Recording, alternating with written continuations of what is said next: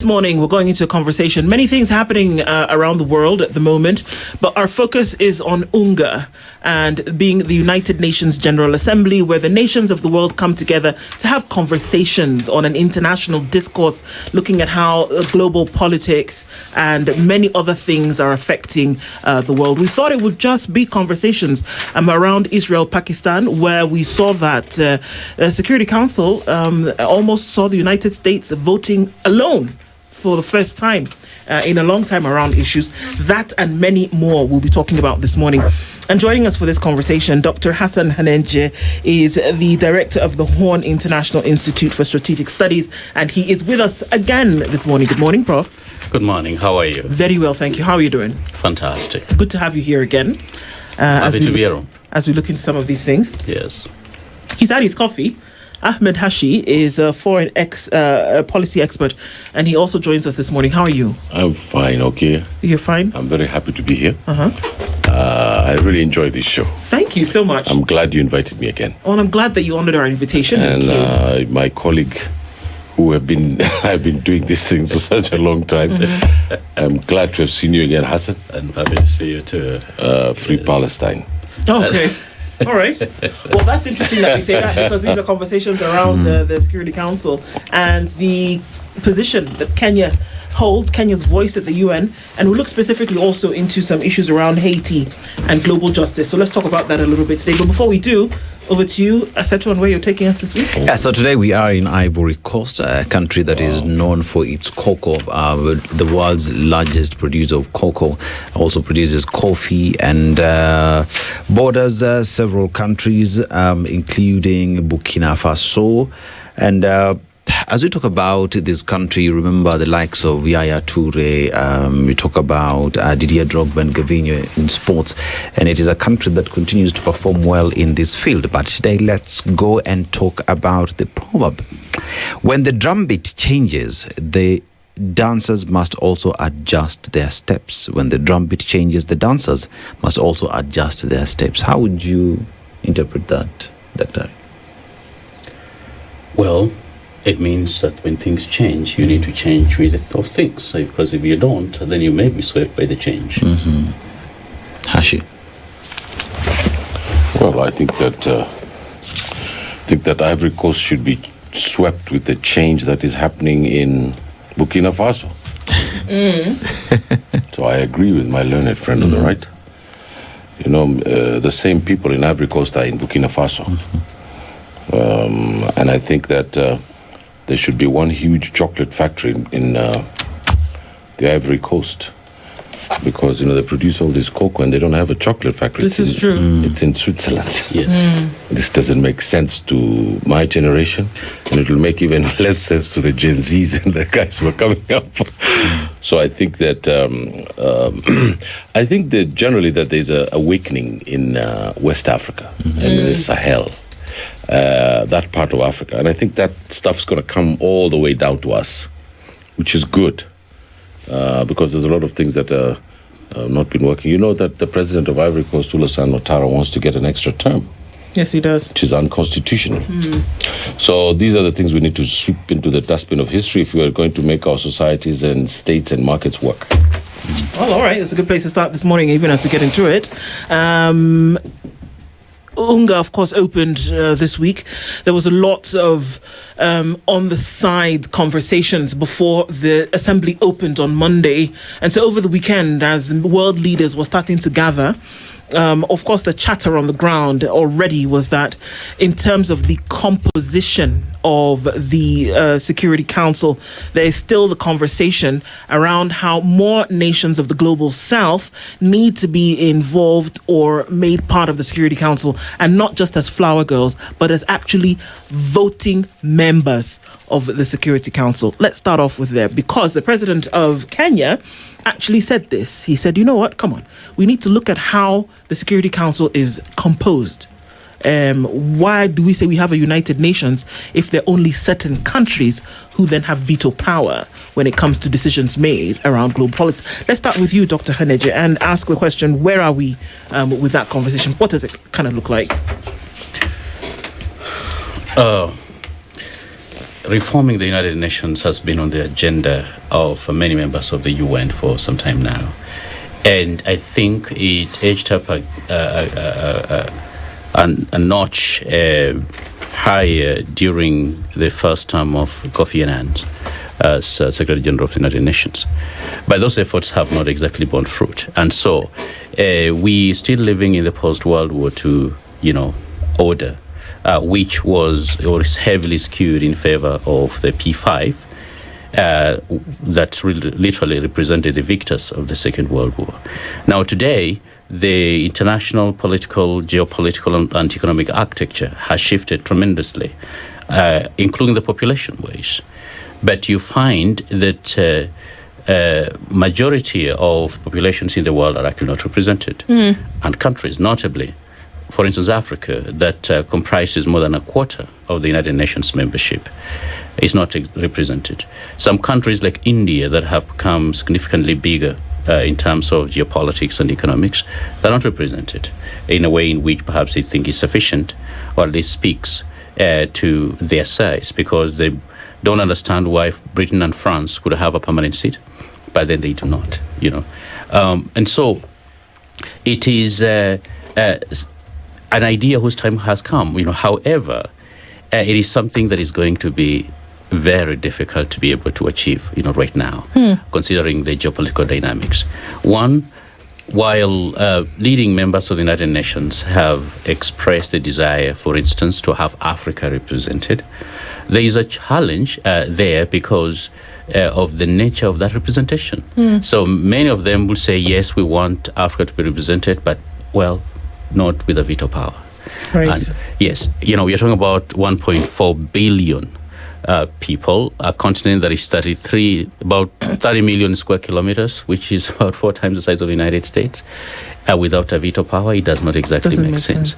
But then at the same time, you have other contestations. For instance, Brazil is key to have a say. Germany would like to have a say, considering the largest economy in Europe. India is keen to have a say, but then Pakistan would be reluctant, to have that happen. Not just Pakistan, but also with the geopolitics within the United Nations, including, competition, for instance, with Beijing, that, may have some reservations about it. And so, while in theory, we seem to see there is a movement towards including, for instance, Africa's agency in the United Nations, the environment geopolitically is just not allowing. And especially right now, where there is absolutely no consensus among the major powers, almost on anything, led by the United States. And that is what has contributed to the dysfunction when it comes to high politics at the United Nations. So much so that part of the potential benefits that Kenya will be getting as a result of perhaps relocation of the United Nations, some agencies to Nairobi, is not so much because Nairobi is, of course, a fairly good place to relocate to, but also because of the funding realities. The U.S. has significantly reduced its funding. The commitments by big powers to fund the United Nations is low, and so even as we talk about expansion, when there's even no money going to the small one that we have right now, how is that going to work? And finally, within the African context itself, we have not reached a consensus on who actually is supposed to sit there. So is it going to be Nigeria, South Africa, Kenya, Egypt, Algeria, or are we going to have some kind of rotating, perhaps, representation? Depending on the number of positions that if you're even going to be considered for. Just for purposes of, house cleaning, who takes, when you do have a vote of the Security Council, and this is from the permanent veto holding members, what does it take to make a decision of the number of people that are there? If I have veto power and I say no, does it hold weight? Does it just need one person to say no for a decision to be swayed in either direction? Yeah, exactly. Okay. Right now it only takes one. Okay. And so if the rule remains, of course, it's only going to make things more complicated. Absolutely. Because the more people you have, like what we see happening with Israel and the US, for example. Yeah, exactly. Okay. It only takes one person. Now, unless that let's say someone may not support a resolution in principle, but they decide to abstain, then it can proceed. And an example is Uniting for Peace, for Peace, resolution in the 1950s, that allowed the United States and through the United Nations to go to war in Korea. In the absence of that, I think it's going to be very, very difficult to actually reach a consensus. And so that reform also has to include a mechanism with regard to how many. What is the number that is going to be required to proceed with some action? Okay. Because today, you cannot have UN intervention in anything without a consensus, or at least non-veto of all the permanent members. So let's get a little bit sensitive, Hashi. Look at the members, look at the permanent members of the Security Council. These are folks that you don't have to question their economic might already. And the folks who essentially formed the big boys club of the United Nations are there. Let's look at the rebuilding of Western Europe after World War II. Right? These are the guys who were at the table having the conversation, and they said, well, let's form a club. And so here we are 60 years later, and you're saying, well, we want to be part of the club. And they're telling you, excuse me, we are the ones who built it. Can it work? I think that's a very pithy way of looking at it, and you're quite right. The United Nations was formed at a place called Yalta, right after the Second World War.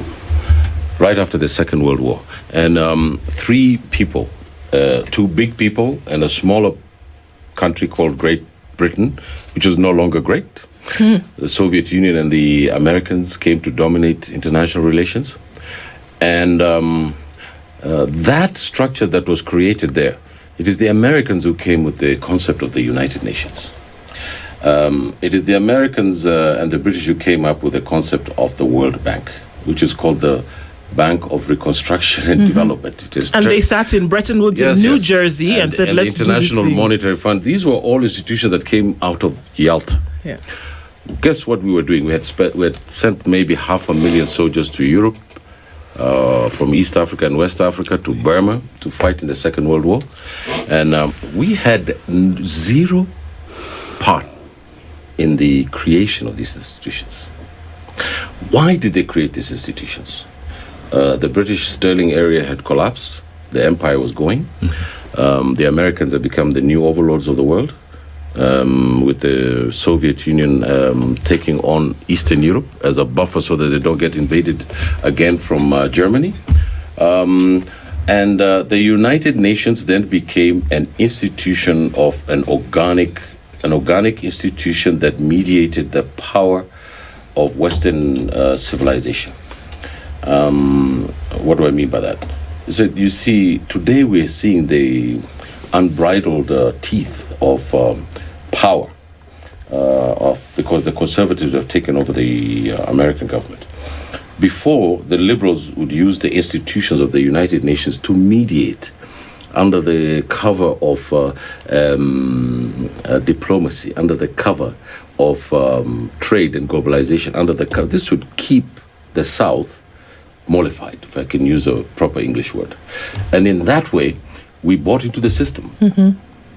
We bought lock, stock, and barrel. Now, 50 years after the fact, or 70 years after the fact, we are realizing that the United Nations is not an institution that plays by the values and the ideas that we believe should be part of the United Nations. So what do we want in? We want in. We want in the United Nations, and we want it reformed so that it can serve also our interests. But we can't do that from a moral position alone. You can't argue the moral position for inclusivity and say, I want to be part of this thing, without you coming in with bread and butter issues that you also are going to contribute this, and I'm going to contribute that, and I'm going to do this. President Ruto was saying that they got second-hand cars in Haiti. Yeah. They didn't get the support that they needed. They need the logistic, blah, blah, blah. That's exactly what I'm talking about.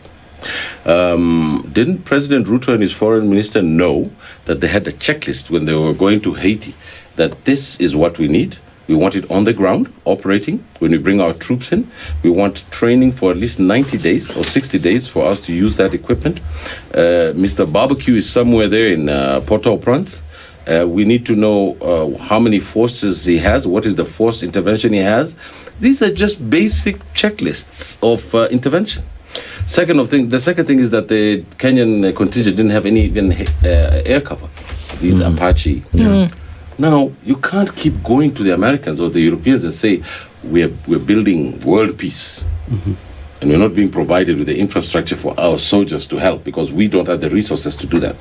So this is the crisis of the post-war. 1945 to 1991 is an epoch.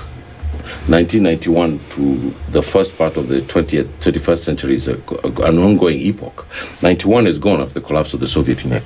So it is my view that we need to strengthen our own internal mechanisms for doing these things, and in that way have the capacity to come to the table and say, this is what I'm going to contribute to the United Nations, and therefore I have the right to a seat. But South Africa, if I could finish at this point, South Africa is perhaps one of the largest state in Africa.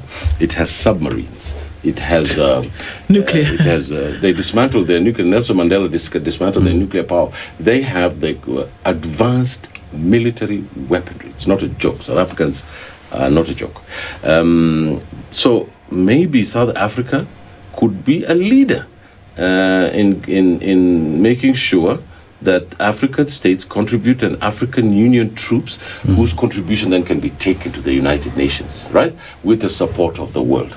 But just sending GISU officers, you saw the other day, there's a GSU person who died, and we don't know if the body has been brought back. The mother was crying on TV. Yeah? Who's going to talk to that woman who's lost her son? So there is the protection idea that the United Nations has been created such that it only gets to favor some nations or some big boys who play in that league. But then again, Africa, here President William Ruto says, for the United Nations to continue being seen as democratic, changes must happen. Africa needs to have a seat at the table. And when we hear the need to change even the financial structures and how UN works, does Kenya have a case that it is presenting? Dr. Yeah, most certainly. The global governance system is not exactly democratic. As we've highlighted, it's been skewed, of course, in favor of the global West. And the global West only accounts for the 12% of the world population. So 88% of the world population belongs to the global South. And yet, the ones who are bearing the brunt of the ugly face of modernity and globalization has been the global South, whether it's on climate agenda or even conflict or humanitarian crisis. And so, yes, not just Kenya, but also many other countries, they have a case to make with regard to the need to reform the global governance systems. Now, the challenge, I think, has been for the longest time, the global South has not exactly been fairly organized. And I think that may have inspired the idea behind the formation of the BRICS as a counterweight to a system that was viewed to be skewed in favor of the global West. And today, the combined GDP of the current BRICS is actually larger than the G7, you see. And there are real prospects that BRICS is going to grow and expand. And of course, mostly led by China, which by any standard of measure is going to become the next, big, superpower, perhaps, much greater in terms of economics and technological advancement than even the United States, considering the trend that is happening. And so there is a likelihood that there's going to be a counterweight, to the current order. And perhaps that is what may force the global governance system to see the need to actually change, because power never sits willingly. Power a lot of times has to be taken. True. And unless there is a disincentive or an incentive to do otherwise, the old order, sees no incentive to actually, cede its own privileges. And so it will have to be forced to actually cede those kind of privileges. Dr. Khannenje, can we really look at that from, I think about it as a band. Every instrument in the band is different in nature. whether you're talking about drums, winds, all of that, they're different. But there is something that they contribute that helps this concert to be in unison. That's just the way that the sound that you're trying to create at the end of the day, all of your instruments must be in unison. They must be tuned. They must be creating a sound that makes sense for the director to be able to put everything together. Can we, as the Global South, really, and it's a difficult conversation to have, but it is the reality of the day. Yes. Can we as the Global South, and I really don't like that geographical term, but okay, can we as the Global South really make demands on a system that was, number one, created on the tenets of capitalism, created on the system of law and order, of proper leadership and governance to an extent? Can we really demand and say, give us a seat, when we have nations that cannot send their children to school? When we have nations who are not operating in surplus, when we have nations that cannot do anything in terms of, will not do anything in terms of manufacturing and industry, to have them even close to the place whereby we can have this conversation. It's their club, they set the rules. If you want to be part of the club, you play by the rules. Can we really insist on a membership whereby we have not met the requirements for membership? That's a very, very important question. Unfortunately, there is a principle of sovereign equality of nations in international law. Secondly, there was an argument I was watching recently in the 70s that was being made by the Ian Smith administration as well as most whites in Rhodesia at the time, that the African is not developed enough and educated enough to be able to make good decisions, and therefore they should not be allowed to vote or even become independent. Now, one, if we have not made the requirements, who wrote those requirements? And why can't we write our own? Exactly. This has been my permanent question. That is what we're exactly trying to do, because we didn't write those requirements. It's almost like, well, someone sets a standard, which sometimes is even impossible for you to meet. And yet, let's be honest, when at the founding of the United Nations, for instance, Britain was in ashes. Most of Europe had been destroyed. See, Truman had to create this concept of third world to actually separate America from the rest. It was a political creation, you see. It does not mean that these economies were super advanced. No, they were literally in trash. You know, today Kenya is far ahead of many countries that at the time were actually in Europe in terms of the GDP and in terms of just certain infrastructural prospects. And so, to the extent that these guys keep demanding A, B, C, and D, it is also disingenuous. You know, one, there are many countries. For instance, not all countries that became members of the United Nations were democratic. Sure. You know, many countries, even in Asia, even like South Korea, many of them were under the military until barely 30 years ago. You see, and so who sets the rules? Even when we talk about the rule of law in who sets a rule-based international system? Whose rules are we talking about? You know, this does not mean that we want a state of nature where, you know, we're going to kill each other and might is right, you know. But do we have agency in those rules? You had one of the senators in the U.S. after Netanyahu was indicted by International Criminal Court. He said, well, the ICC was formed for Africa and, you know, some other parts of the world, not for us. Of course. So are those the rules-based order that we're talking about? So that is what we are challenging. We're saying, no, we have agency, we're going to be on the table. So whether this one Kenyan scholar who always try to quote because it inspired a lot of my thinking about the world, called Ali Mazrui. Yes. And at some point he said, you can live in dignity without living in luxury. We don't have to be driving Rolls Royces to meet the standard. But we actually, as citizens and as human beings, we have a right to certain inalienable rights to be able to enjoy them. And for representation, because if we're going to be part of something, then for sure we should have a say.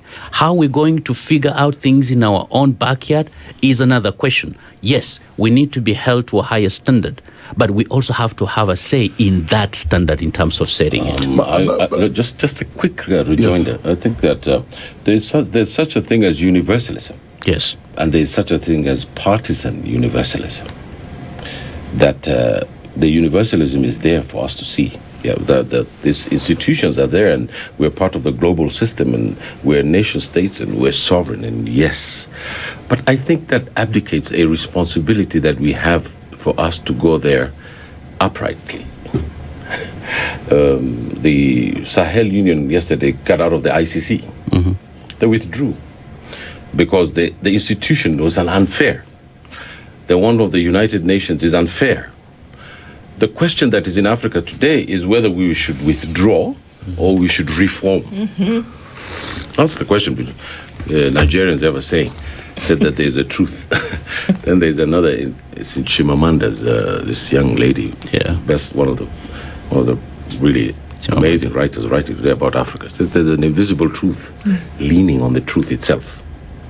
You can't see it, but there's a truth leaning on that truth, an invisible truth. So my point is that I firmly believe in, and I support what my colleague has said about us going there to reform these institutions so that they reflect our own contributions there. Mm-hmm. But my view also is that we have to have a partisan universalism. If we can't claim human rights and that we are humans, but we have to contribute something to this human rights and this humanism. We have to come with something there. That means that we have to fix our markets. We have to fix our states. We have to fix our union in the regions. We have to make sure that there's a double road from from Lagos to Nairobi. I can drive to Ibadan from here, go through Chad, and without any problem. I shouldn't have any problems doing that. Now, once we're focused on that kind of partisan universalism, then our foreign affairs will make a lot of sense. Sorry, you're about to ask something. No, I was just looking at some facts here, and why does this matter? Why does this conversation even matter in the first place? Why fight when you're not even part of the organization itself from its inception? You are coming in playing second fiddle, and it's been an ongoing fight. And I'm looking at, so the UN has 15 members.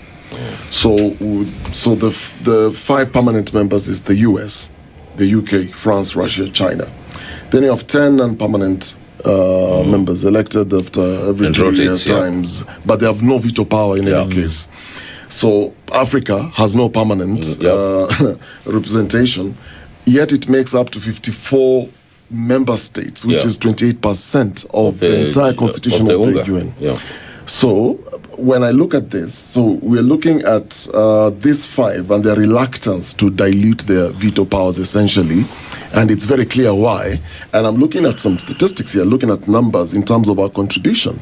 So you're looking at contributions. The UN does not get the money through taxes. It's contributions from member states. Yeah. Mm-hmm. So I'm looking at the numbers, and you know, there's the equation of money, power, respect. Yeah.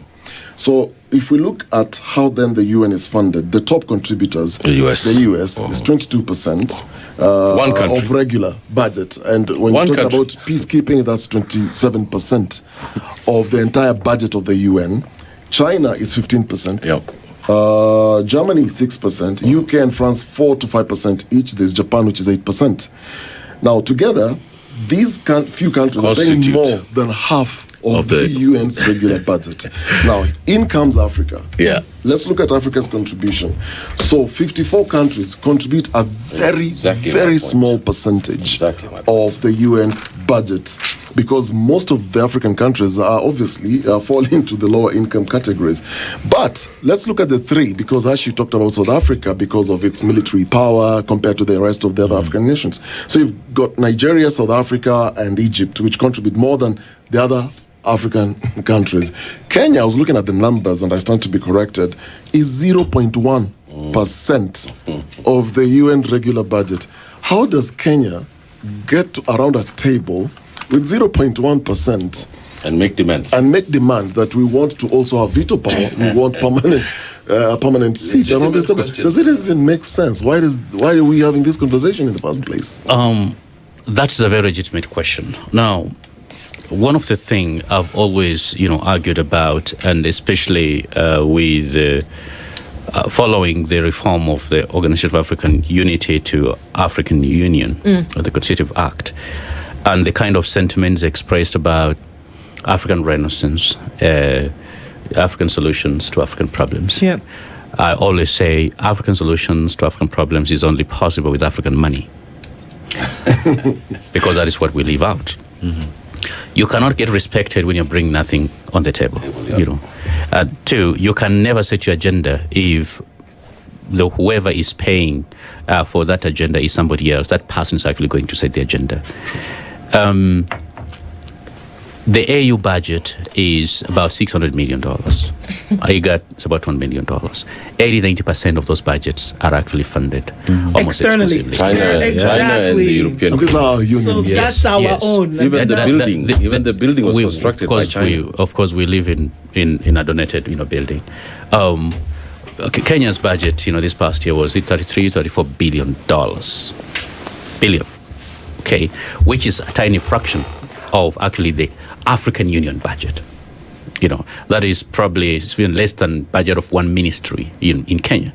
So someone cannot tell me that the continent cannot be able to raise $1 billion. Mm-hmm. We can actually do that in our sleep. Kenya alone can be able, can pay for it. The finance bill alone could actually pay for several years of the UN budget. When you look at the money was supposed to actually to be saved, or at least rather to be raised. So yes, we can. So even as we demand the reform, we also have to raise our own expectations. What is going to be our role in it? What contributions are we going to make as a result? However, at the same time, it does not mean that because we're contributing very little, we also have no say. And here's the thing. We also happen to be a continent that produces almost most of the world's minerals. That the world needs and uses. As a result, we suffer the most consequences. But we suffer because we've allowed the foreigners to come in, control the same minerals. Yes, we have allowed, but it's a little bit more complicated than that. Remember, let's talk about the phenomenon in West Africa, for instance. These countries, after independence, they were never really independent, and especially the Francophone, countries. They literally remain vessels of Paris, of the French. Their system, even previously, if we wanted to make a call, it had to go through, maybe France before it actually came back to Senegal, and yet you're calling from Togo. You understand? It was... I just came from Senegal. They still use the franc, system, and which literally, a lot of it is determined by also what is happening in France, and so you still have this very extensive colonial vestiges, and architecture. But this architecture is also now tied to the international financial system. If you just abandon it overnight, guess what is going to happen? Your dollar is going to look like that in Zimbabwe.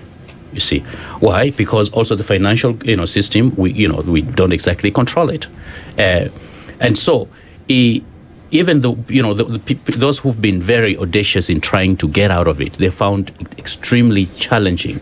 That you actually need a lot more collaborative and organized approach as opposed to trying to go it alone. And so, yes, we need.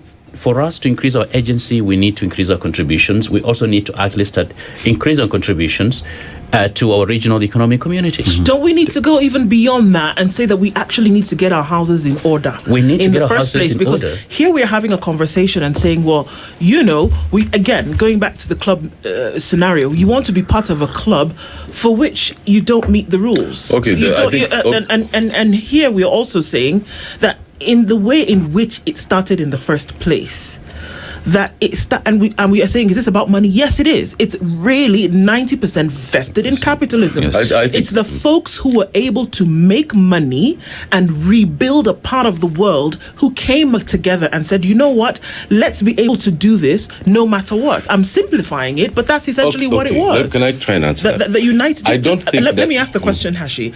So that the world came together and said, we've built a part of Western Europe, we've put back together the Great Britain and Germany, so how about we do this for the rest of the world all the time? Okay. That's essentially what they did. Yes, you're absolutely right. The Marshall Plan, America was the only guy standing after the Second World War. The Russians rejected the Marshall Plan. You cannot have capital in one country and not have other countries to trade with. So the United States was acting in its own interest for the Marshall Plan. As it always does. So they went to the Europeans and they said, we're going to prop you guys up because they want to trade with them. They actually sent donkeys to England. Donkeys. And the donkeys didn't do so well in England because they were from Alabama. They sent machinery, they sent pipes, they sent everything that was needed to reconstruct Europe. Everything. And they gave them money on top of that. And in that way, the United States could start trading with Europe again. Which is in the interest of the American economy. My view is that we should withdraw from the United Nations. Me too. My view is that we should withdraw from these IMF and World Bank institutions. Because they are exploitative in nature to our economies and to our societies. I don't understand why. And we have to have a conversations with the Kenyans and the region and Africa and the world in a way that the conversation has some kind of meaning to them. I'll give you a specific example of what I mean. All the delegations from Africa who went there were staying in 7-star hotels. This is it. If you look at the money our delegation would have spent in New York, you'd be shocked. The French Prime Minister was hanging out in a 2-3 bedroom place in town, and he was walking. In fact, you saw that, right? The police officers blocked him because Trump was passing. They carpooled to go to the UN. The Europeans. Belgium has a bigger economy than most of the African countries in this region. So it is the priorities of the African political elite that is at the table here. Sorry, if I may, Dr. Khannenje, because we will talk about resources from the African continent. It is not a matter that we don't have enough. It is the prioritization of how these resources are going to be used that usually is our issue. And I think about DR Congo in the times of Patrice Lumumba, and it was an engineering by the CIA to come and hold a leader hostage so that they could control the resources. But my question is this: why are we not able, because you can't tell me we don't want to, why are we not able for year on year to be able to stand up and say, this is how this thing should be? You can't tell me otherwise. Ghana the other day said, okay, fine, no more cocoa to the rest of the world. That's great. But do you have a factory in Ghana that's going to be able to process the thing? You don't. If the DR Congo today was to stand up and say, actually, we're not going to allow the extraction of resources anymore, are you able to do it inside?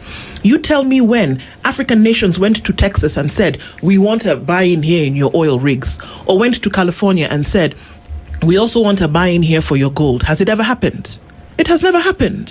Why are we the ones who are not able to stand up? If we can't stand up, how do we then go and say we want to then be able to control this big boy club of yours when you decide who switches the lights on and off in the world? How? We understand part of the challenge of the African story of African saga has been the problem of state formation itself. We've spent a lot more time trying to fix our own states and make them into viable nation states. And it was only until after 1990 that many states started actually negotiating that statehood. And they were, plunged into a series of endless conflicts and stuff like that. And you realize most African leadership, they're a lot more focused on domestic, audience, as opposed to actually, trying to advance the national interest of their own countries. Now, that aside, I still will be reluctant to today, pull out of the United Nations without an alternative system of governance. I think the continent should strive to see how base they can be able to go. As I did mention, the establishment of the BRICS, for instance, is an attempt to establish that alternative to the existing order that is perceived not to be working. It is easy to quit, but what is the alternative? Realistically speaking, we. Also, the continent, fortunately, while we contribute the least, we actually benefit the most from the United Nations in terms of programming, whether it's UNICEF, UNHCR, and stuff like that. We have most of those problems around here. Even, the efforts on climate change, even though they've been vetoed a lot more by the developed countries. And so, to the extent that we're profiting from some of these things, what can we be able to do in terms of also pulling up our socks to ensure that we actually have a say and agency within the global governance institutions? Of course, we know Bretton Woods institutions have been giving us a short end of the stick, However, I think we need to be able to fight, but we need to be smart about it, not emotional about it, not reactive about it, but strategic about it in exploiting these gllocal governance institutions. I think, can I just rejoin there? I think that, nothing has been done without theory. And my contention is that once we continue on this vicious cycle, and there's no break with it, it's not possible for us to imagine an alternative. Our alternative is something called the African Union. That's our alternative. The political class that we have in this country and in the rest of Africa are obsessed with something called the nation state. Well, the rest of the world is breaking it down. I mean, that's just the fact, political economic fact. And it is because of the myopia of our political class that this is happening to us. So I think that we should strengthen the institutions of the African Union and give our part of our sovereignty, part of it, not all of it, until at such a time the trust has been created for there to be an institutional capacity. The second thing is that we cannot do all these things without an economy. No. Cannot do this without an economy. So we just had a cup of coffee here right now. That cup of coffee costs about $5 in the US. It's the coffee's from here in Nairobi. It's been paid, 5 cents has been paid to the farmer. Why? Now, I think that we have to ask ourselves fundamental questions, because some part of the Generation Z that wants to overturn the government are asking these questions themselves. This is part of the social debate in this country. I'm not telling you anything radical in this news desk. It has been happening in this country. It's been happening in every other country in Africa, from Tunisia all the way down to Angola, to Mozambique, to Zimbabwe. The whole group of generation of people, and Africans in general, are now allying themselves to say we are going to put an end to exploitation. And how to put an end to this exploitation is, my learned friend is correct. We have to provide an alternative. And if we don't make that African Union work, I think we're in deep trouble. But Hashi, how do you talk about an African Union that needs to work at a point when the budget that funds that African Union as well comes from the Bretton institutions? It is a question of agenda for the African Union will always be set by those who fund it. So in terms of African leaders sitting together and first of all agreeing to work together and allowing themselves to contribute to African Union and giving African Union the funding that they need to operate is a subject matter that needs to be addressed. There's a philosopher from Ghana teaching here in Tanzania. It's called Aikwe Arma. I remember he wrote that book, The Beautiful Ones Are Not Yet Born. Yes. So I think the beautiful ones have been born. It's the Gen Z. Our children, my children, they are Gen Zs. I think they have been born, and they are the most militant social formation in African history. I think they're much more militant than even the independence era people, and they're overthrowing governments in the continent, in the Sahel. Probably going to be another coup in Nigeria. Probably. I think there's going to, if these people do not pay attention to the political economy of the state of these young people in this continent, there will be military coups and dictatorships that are leftists that want to do this developmental work. Because there's no alternative that has been given to these people. I'll give you an example. France has gone to the debt market. It was crying about paying their workers. Yeah. Do you know that? Do you know why that's a crisis? Because the people in the Sahel Union cut the pipes. Yep. Yeah. That's it. And you know, they've been calling Alassane Ouattara to come to France to go and try and convince the people in the Sahel to stop this. Guess what they did? They also removed themselves from the ICC. So these things I'm talking about are not things that are theoretical. It is happening in the continent. The African Union.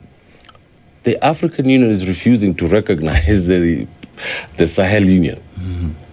When 99.99%, if not 100% of all Africans recognize the Sahel Union as the leading state political actor in our continent today.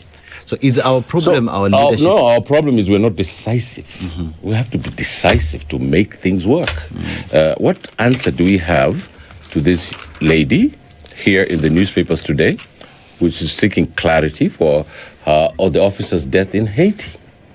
Broke my heart to see that family last night on television. Broke my heart.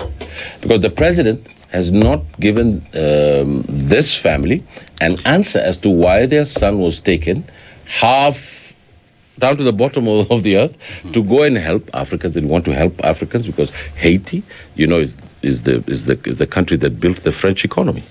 It is under Toussaint Louverture and Dessalines. Half of the money or the resources of the Haitian Republic is the one that funded the Napoleonic Wars. I'm not talking about theory, I'm talking about facts.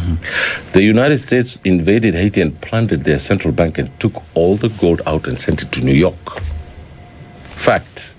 Fact check these things. We have to put an end to this miserable nonsense so that we can start cooperating in our region so that we don't make a Rolls Royce of Ali Mazrui, but we can make a real nice Kwanzaa car or, you know, an M-Pesa car if you want. The Sahel. A Kwanzaa car. And you just saw that I could go buy a car for $1,000 here, just like the South Koreans did it. We want to be rich. We want to be prosperous. We want to live well.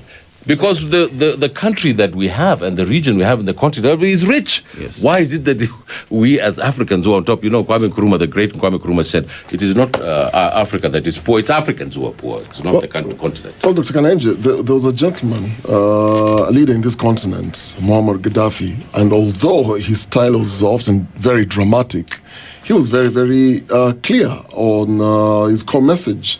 Africa is sidelined, obviously, in the global governance, and he was pushing for United States of Africa. And I'm just looking at some of the things that he said at the time, because it was very, very outspoken. And in 2009, in the UN General Assembly, he called the UN Security Council a terror council that is run by the P5. He called them out and told them, you are actually terrorists, and tore up a copy of the UN Charter in protest. Is it time then, like Hash is saying, we just say, come on, let's forget this business of trying to fight for space in the UN. Appeasing them. Let's roll back our sleeves, come back to the continent, because it almost appears our African leaders are using the UN and this excuse of trying to get a position in the UN as a crutch. But there are issues back at home that they don't want to sort. It is true. I watched that speech by Gaddafi live. Okay. Yes. Yeah. And Gaddafi had increasingly, he moved from Pan-Arabism to Pan-Africanism. And he had become probably the most outspoken Pan-Africanist at the time, in word and in deed. He actually followed through a lot. And one of the things I always share with our Western friends, whether diplomats or otherwise or scholars, is the overthrow of Gaddafi planted the seeds of a lot of issues we have on the continent today, including anti-Western sentiment because the insecurity that it unleashed in the entire West Africa and the Sahel region contributed directly to actually the kind of environment we see today in West Africa, and increasingly the kind of instability we have seen across the continent. Yes, he had gotten tired of the United Nations being a talking club, and especially where the matters of war and peace were concerned. Remember, that is one area where actually the UN has done horribly. You see, when it came to other matters, they have tried to make progress, whether it's children to do with habitat and stuff like that. This progress has been made. Money is still not enough, but progress has been made. There are lots of other UN instruments that have actually worked, but when it comes to the area of high politics, is an area that it has failed, and nothing can be a bigger testament that today what we are witnessing, a genocide, for instance, in Gaza, and then the United Nations is unable to do anything. Unable to call it a genocide. Exactly. We're witnessing the worst humanitarian crisis in Sudan. Okay, the United Nations is unable to do anything. Yep. You see, Congo is still on the precipice. Yep. If someone tells you things have been settled, they're lying to you. The United Nations still unable to do anything. The UN is also unable to act and to be able to bring parties in Ukraine and Russia together. You see, these are the failures, but these are now the failures when it comes to the high politics. And this is what he was talking about. When it comes to high politics, the UN has actually failed miserably. There are very few areas that were less contestable areas where the UN may have succeeded, but those were not controversial. But when it really mattered, the United Nations has actually, failed.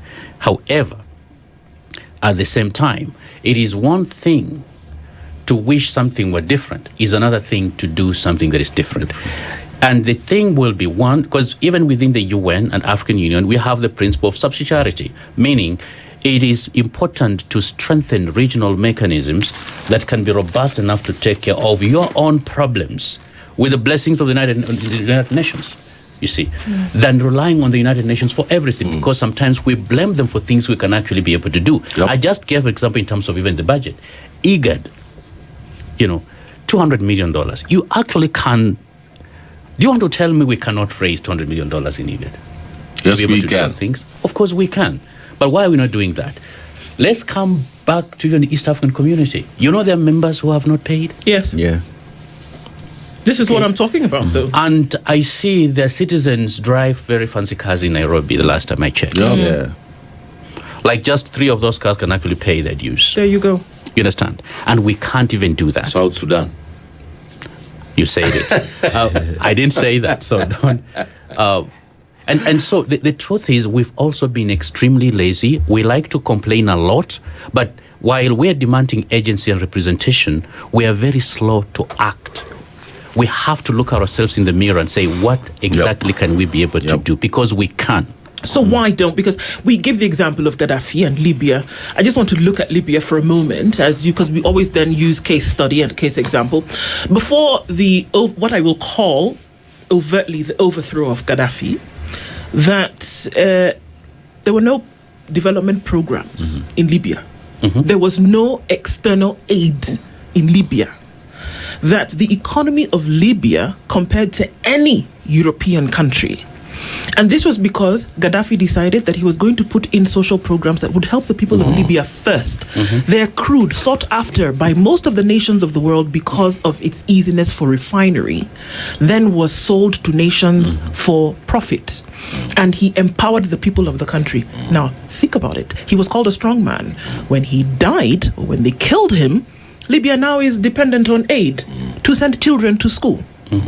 Libya now is being supported by developmental powers because they've then been able to come in and introduce some element of control of the resource. My point is that even this club that we are trying to get into, they are not doing it because they want the world to come together and have a kumbaya moment and let's all love each other. That's not the case. It's for selfish interests. Okay. The narrative is good. It's right. It's righteous. And do you know that the president of Uganda, according to WikiLeaks, was involved in betraying Muammar Gaddafi It's not something I'm alleging. It's in WikiLeaks, and anybody can look it up. When he met Jendaya Fraser, I think it was Jendaya Fraser in Kampala. And it is Muammar Gaddafi who helped Yoweri Museveni liberate Uganda. Without his financial resources and equipment and military equipment, they would not have been able to get into power.